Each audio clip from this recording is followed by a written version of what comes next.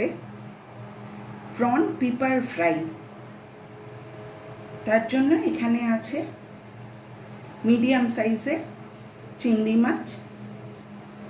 প্রথমে চিংড়ি মাছটা আমি নুন হলুদ দিয়ে মাখানো আছে, তাই প্রথমে চিংড়ি মাছটা আমি ভেজে নিচ্ছি।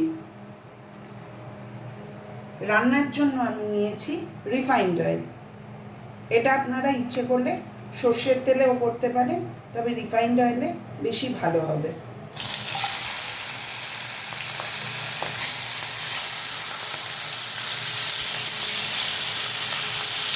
চিংড়ি মাছগুলো আমি হালকা করে ভেজে নেব।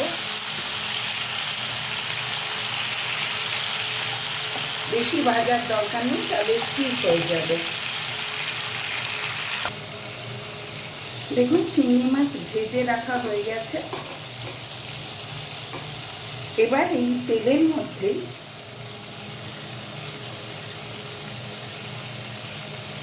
দিয়ে দেব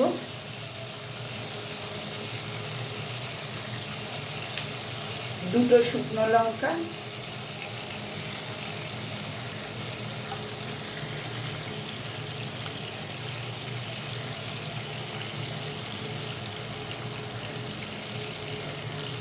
একটু দারচিনি, 4টে ছোট এলাচ,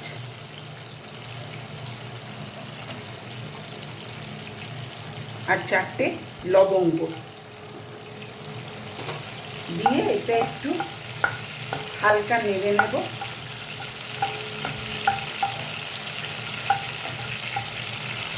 এবার এর মধ্যে দিয়ে দেব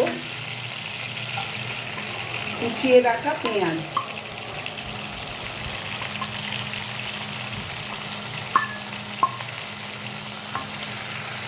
পেঁয়াজগুলো আমি একটু গোল্ডেন ব্রাউন করে ভেজে নেব।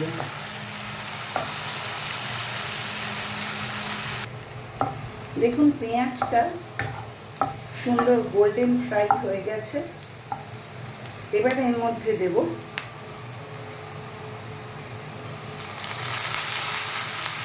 বেশ কয়েকটা কারি পাতা।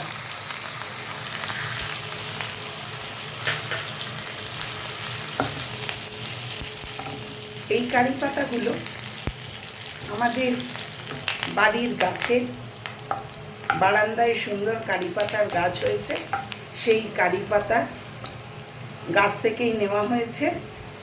একদিন আপনাদের এই কারি পাতার গাছ দেখাবো।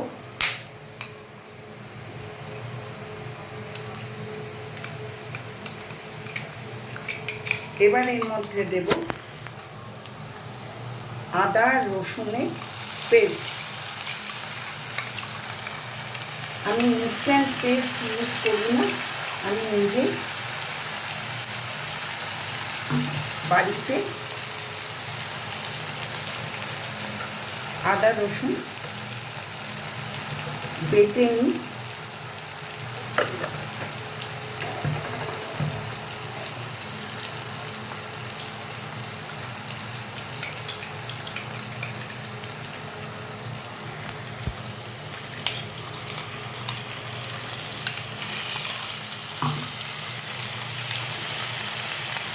আদা রসুনের পেস্টটা দিয়ে দিলাম।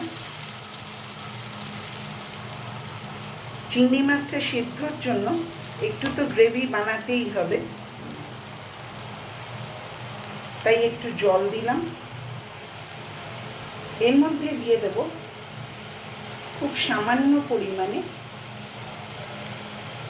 ভিনিগার, যাতে চিংড়ি মাছে আষ্টে গন্ধটা না লাগে।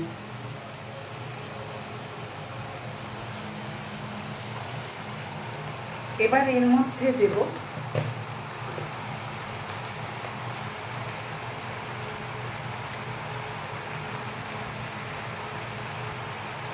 স্বাদ অনুযায়ী নুন,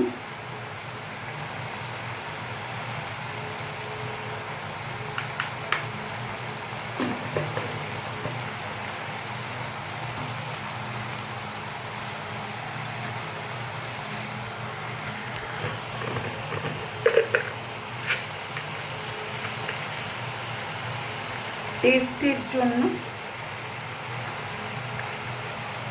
একটু চিনি আর দেবো একটা মশলা যেটা আমি বানিয়ে নিয়েছি। এখানে আছে গোটা ধনে, গোটা জিরে আর গোটা গোলমরিচ শুকনো খোলায় ভেজে গুঁড়িয়ে নেব।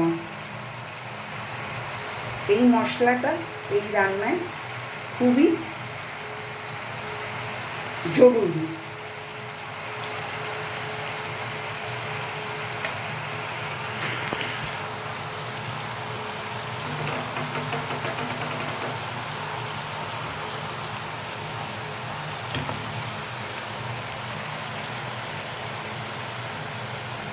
এই গুঁড়োটা এবার খুব ভালোভাবে মিশিয়ে নিতে হবে।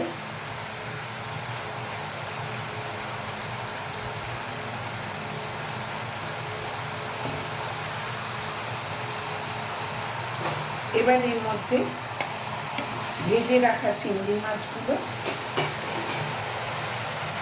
দিয়ে দিলাম। আপনারা এই চিংড়ি মাছের জায়গায় এর চেয়ে আরেকটু বড় চিংড়ি মাছও দিতে পারেন, তবে খুব বেশি বড় চিংড়ি মাছ দেবেন না। এই রান্নাটা একটু মিডিয়াম চিংড়ি মাছই খেতে ভালো লাগবে। এবার এর মধ্যে দিয়ে দেবো চিংড়ি মাছ সেদ্ধ হওয়ার মতন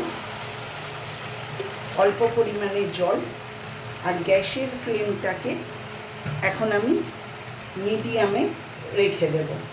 দিয়ে এটা ভালো করে সিদ্ধ হওয়ার জন্য ছেড়ে দেব। আর এই রান্না তাওয়াটাকে ঢাকা দিয়ে দেব।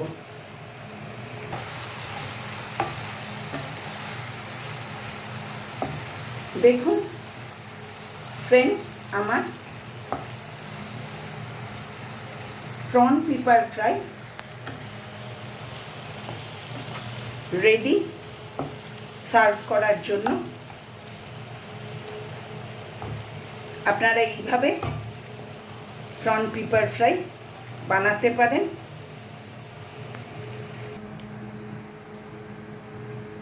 বন্ধুরা, এই যে আমার প্রন পেপার ফ্রাই রেডি। এটা আপনারা ভাত বা পোলাও যে কোনো কিছুর সাথেই খেতে পারেন। মেয়েকে দিয়ে টেস্ট করিয়ে নিয়েছি, মেয়ে বলেছে সুপার খেতে হয়েছে, জাস্ট ওয়াও বলছে, এত ভালো খেতে হয়েছে। আপনারা এটা বাড়িতে করে পরিবারের সবাইকে খাওয়াবেন, নিজেরাও খেয়ে দেখবেন কীরকম লাগে।